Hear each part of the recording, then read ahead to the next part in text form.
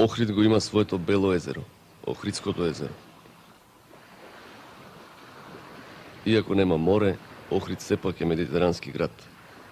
Тоа се гледа од архитектурата на градот, од неговите тесни улички, од менталитетот на охриѓани. А како и секој медитерански град, и Охрид ги има своите трубадури. Ова е нивната приказна.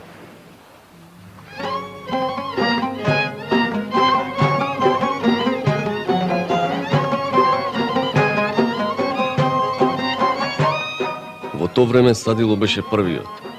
Шом се правеше свадба, строј, вечеринки, седенки, празници, демек шо било, тој беше најбаран. Секој го бараше, зашто тој беше првиот. Тајфата на садило беше од четворица. Првиот беше Климе Садило, вториот Ном Курте. Овие двајца свираа на виолина. Третиот беше Паско Пепелко. Тој свиреше на лаута и Ѓоре Чочек тропаше на дајре. Кога ќе речеше Садило песна, оден на надруга префрљаше наеднуш, зашто тој знаеше сите песни. За веселбите што се правеја, најбарани беа садиловци, пошто тие беа прочуени во градов и кој ќе сакаше свадба да правит, строј или забава, сите го бараа Климе Садило со тајфата. И ден денеска се славит неговото име. Вака старите охриѓани се сеќаваат на садиловци. Според името на капелникот на тајфата, или такамот по охридски, во Охрид и низ цела Македонија биле познати под името Садило и тајфата или покусо Садиловци, охридските трубадури.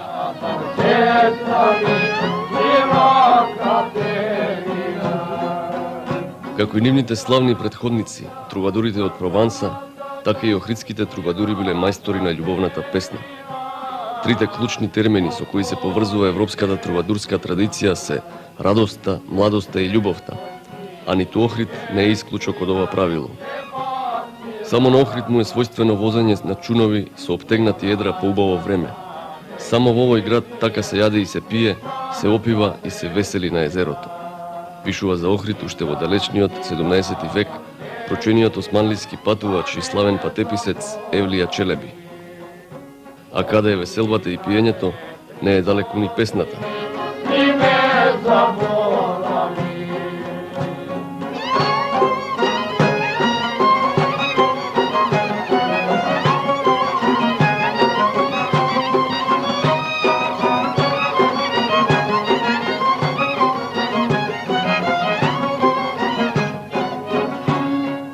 Охрид е град со богата музичка традиција која трела низ 18-тиот, 19-тиот и 20-тиот век.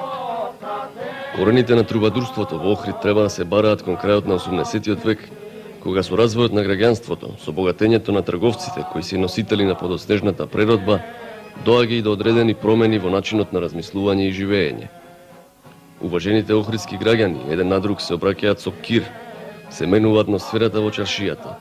Девојките нижат на облеката бисери и флорини, а чорбаджиите, облечени според тогашната френска мода, се обидуваат да внесат повеќе салтанат и тертип во животот. Во тоа време охридската чаршија е преполна со стари кепенци на многобројните занечиски дуќани. Имало кондураджи, најмногу терзи, покрај нив имало пинчари што продавале на Сергија. Па имало калајджи, а по нив мутавджи што ткаеле струнени работи. До грамаджи, па качари, берберница имало, фурна и уште дуќанчиња, рибарници, касапници. Имало и кујунџи и златари. Куќите биле украсени со убави фасади, имале широки дворови и големи порти, шадрвани, многу зеленило и цвеќе. За отвореноста на Охрид како град доволно зборува и податокот дека во една шпанска историска хроника, која се чува во Прага, е наведено дека на еден од трите бродови со кои големиот морепловец Кристофор Колумбо ја открил Америка, член на посадата бил и некој си Драган да Охрида.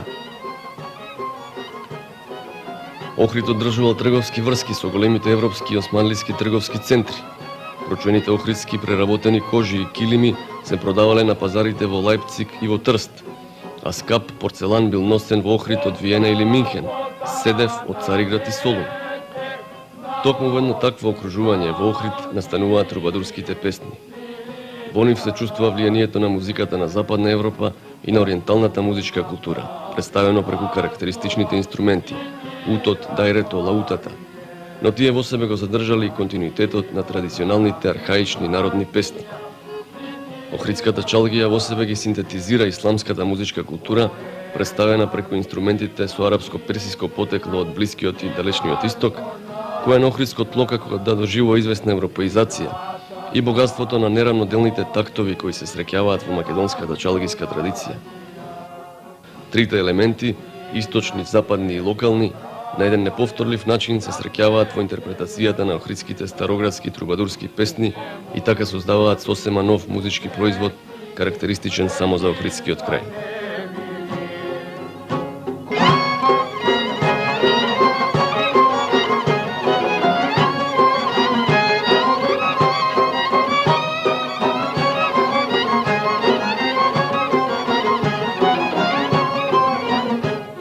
Охрид познава неколку трубадурски генерации.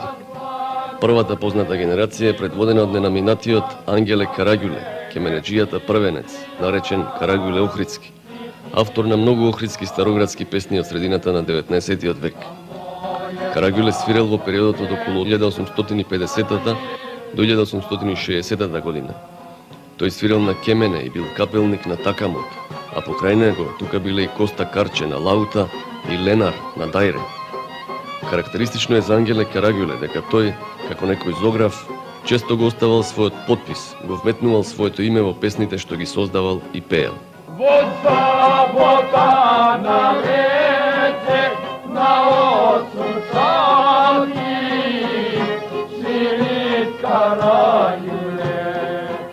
Втората генерација на охридската чалгија ја предводат кеменеджијата Климе Курте и брат му Стефан Курте, а тука се и Дине Коста Садило на лаута, Андо Невстатија на кемене, Димче Китанамче на лаута, Миле Кјосе и Ристо Караѓуле.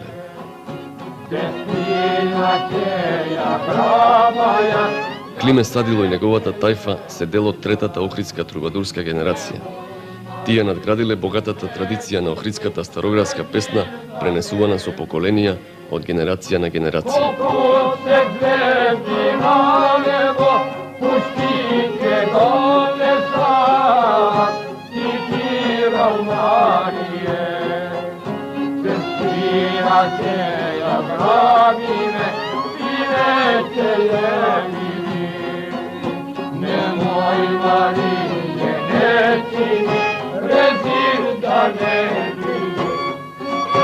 Климе Садило е роден во Охридскиот Варош, недалеку од Горна Порта. Татко му Григор бил просечен виолинист, а Климе почнал да свири кемене, виолина уште како 5-годишно дете. Бил толку талентиран што му се восхитувале и бегови и јаги. На 16 годишна возраст, за да го усоврши свирењето виолина, татко му го испраќа во Битола, кај прочуеното музичко семејство Лозанчеви. Татко ми е трубадур уште од дете. Учел занает, бил само учел занает од некој стар мајстор во Битола, Лозанчев. Како му е име, презиме, точно не знам. Јас имам забораено како било името, него лозата од што научил биле лозанчевци од Битола, стари мајстори. Од лозанчевци Климе Садило е купил и првата виолина, а и првите настапи ги имал во Битола. Свирел на свадби и првичиња, на муслимански сунети, како и на балови приредени од конзуларните представништва во Битола. Таму во Битола во тоа време многу бил популарен танцот кадрил. Во 1905 година Климе Садило заедно со татко му кеменеджијата и со еден најреджија свиреле на свадба во Битола. На таа свадба ја рекле песната "Надеваш ли се султане напролет комити да дојдат", зашто биле уапсени од турските заптии, а од кадијата осудени на 1 година затвор. По излегувањето од Зандана, Климе Садило ја оформува својата тајфа, Такамот на Садиловци, кој од 1906 година почнува поинтензивно да работи како веќе оформена група со настапи во Охрид и во другите градови – Кичево, Ресен, Струга, Дебар.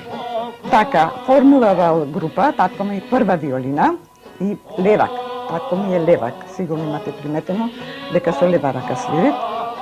Со него заедно бил Наум Курте, втора виолина, на лаута Паско Пепелко, како трета виолина повремено, не стално во составот, Кирил Кузмановски и Димче Карче на ут. Татко ми Наум се викаше и свиреше прва виолина во охридските трубадури, правите охридски трубадури. Покрај татко ми беше Климе Садилов, Паско Пепелко на лаута свиреше тој и Климе Садилов свиреше на виолино, исто прва виолина. А на дајре тропаше Ѓоре Чочегов. Песните на трубадурите се пееле на стројој, на првичина, на визити и свадби, по куќите и дуќаните охридски, на излети. Песната секогаш опевала нешто актуелно, она што во моментот било интересно за охриѓани. Заштога све се дешавало преку песма. Преку песмата се изражавале, тога имало и страв од бугарите да не пеат македонски или од српските да не пеат македонски и така натака, и така све преку песмата било. На свадбите, кога ќе засвирил Садило песна, или како што велат старите охриѓани, песма, се што е живо ќе станело да игра. Тие беа чудо, све свира и пееја. Пееја песни, свираа разни ора, секакви валсои. Свираа музилка, полка, валцер, фокстрот, све свираа. Тие пишеа многу песми самите. Како се дешавало во градов, што се дешавало, тие уз песма, ти напишеа збороите и после уз песма тоа го искажбеа.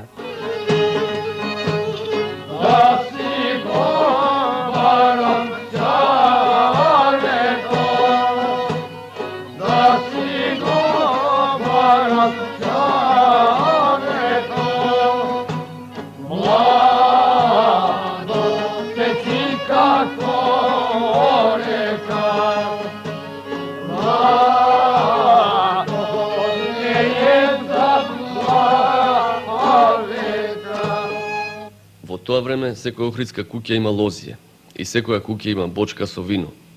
И свадбите се повесели од денешниве. Траеле 3 дни со јадење, со пиење, со играње.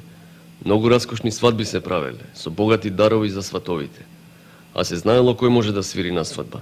Садило и тајфата. Умот да ти зајде од пеење и играње. Старите охриѓани се сеќаваат дека кога ќе засвиреле садиловци, звечело цело Канио.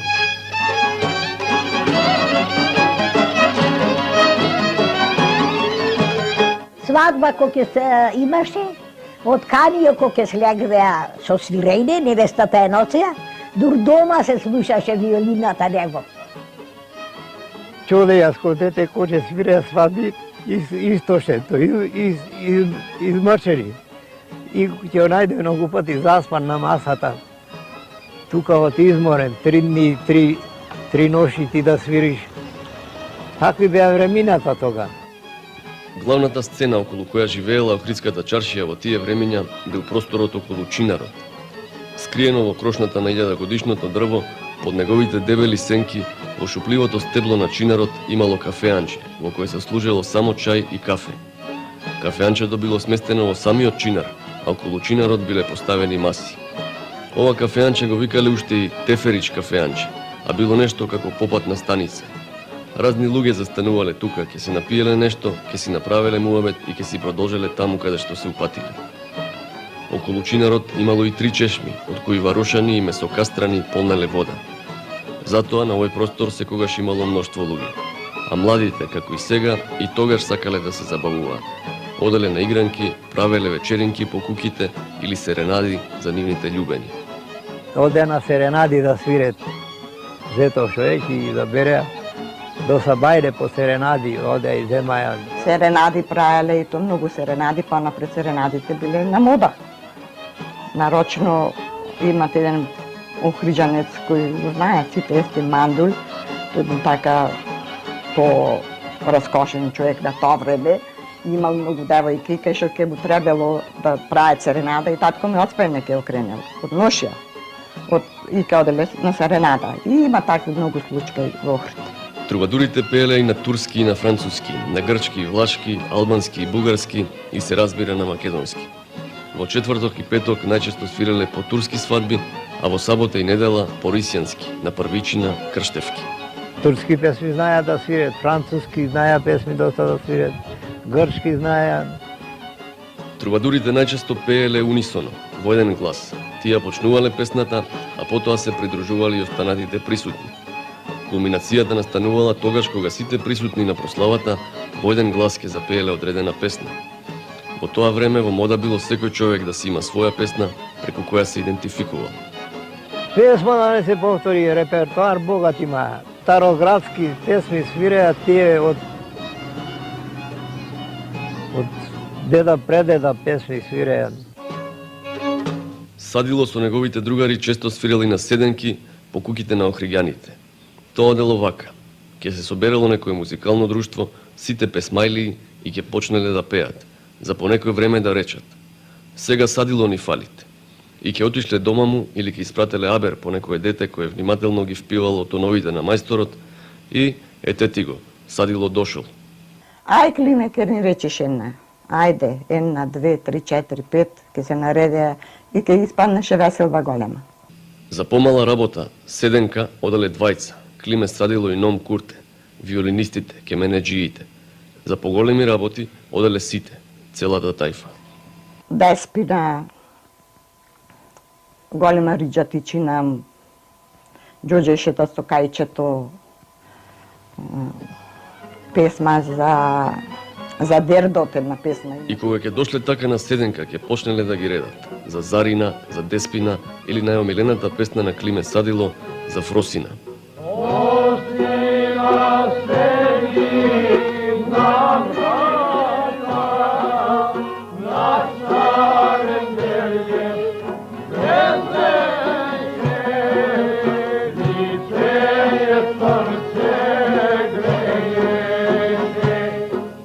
Охриѓани, посебно младите, едвам чекале да дојде некој празник. Особено се славел денот на сесловенските просветители, светите Кирил и Методи.